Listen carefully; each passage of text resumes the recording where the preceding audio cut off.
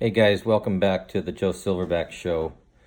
I am your host, Joe Bunton, and the topic today is crying and vulnerability in males. We were having this conversation in one of my groups about this concept that being macho means that you never cry. And what I'm gonna tell you is that there is truth to that statement. Being macho means you never cry. There is also something relative about crying and how we have to look at it in terms of the silverback. So what I think is on the positive side of males learning to suck it up is, in order to be the silverback, in order to be able to withstand and stand up to danger, stand up to stressful situations, you need to have a backbone, you need to have a spine, you need to have an emotional place in which you can harden yourself for whatever battle is ahead of you. The second thing is that as the protector, our women depend upon us to hold them up at times when they're emotional. You can argue this till you're blue in the face, but the same ability that same emotional aspects of womanhood that allows women to give birth and have the tolerance and patience and this ceaseless devotion to little ones that is very different than what men have. This same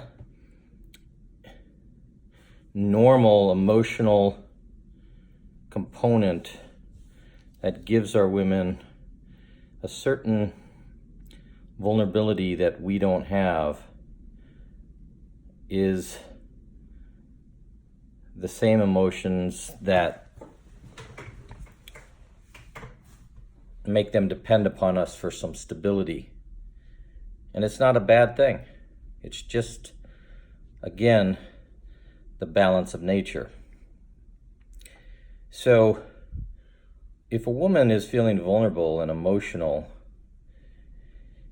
she is not going to really appreciate men being like her. She needs a rock, she needs stability, she needs strength, she needs someone to lean on. I'm sorry, but that's just the way nature designed it, and all of us should appreciate the value in the other for what we can provide.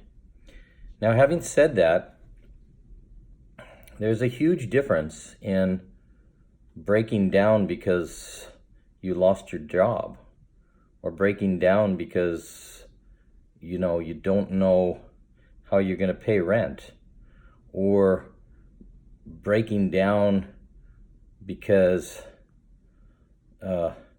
somebody called you name. That is vastly different than having a moving emotion of joy at watching the sunset that might bring you to tears, or a moment of deep sadness over the troubled state of the world and the confusion that there is, or pity that we may feel for somebody who is suffering because they don't have legs and they need help. So any primate, any silverback should be able to be in touch with this part of the heart-mind center that feels compassion for others. Vastly different than emotional breakdown because something is difficult to handle. In terms of our children, in terms of our boys, it is why I believe it is extremely wise to have both the father and the mother involved in a child's life. The mother, especially in the first 3 to 5 years, predominantly in the first 3 years for sure. And the father in those years too, for rough and tumble play, and for beginning to push his son outside of his boundaries and to test him and allow him to be tested outside of the women who want to coddle and comfort and give him all kinds of things that won't make him the silverback if we let the women caretake for the boys too long. So there's a place for women in a boy's life, and there's a place for men in a boy's life, and they're again different. Today my oldest son, was down here with his wife and their 2 children. One of them was sleeping in a little crib at the seashore, and Joshua and I played with Liam, and Liam knows when he's around me that I am not going to baby him. He knows that the younger males who have been confused about their roles as silverbacks may treat him more like females, but he knows with me already at 1.5 years old that I'm not going to treat him like a little cuddly teddy bear. I will pick him up and kiss him, and I will turn him upside down, and I will toss him in the air, and I will toss him to Joshua, and Joshua and I will play soccer with him. But if he starts whining, I'm not going to just give him whatever he wants. That's not my role. Let that sink in a little bit. He loves to be knocked down. He loves it. At 1.5 years old, he loves to be knocked down. And I'm sorry, that's just not what women do.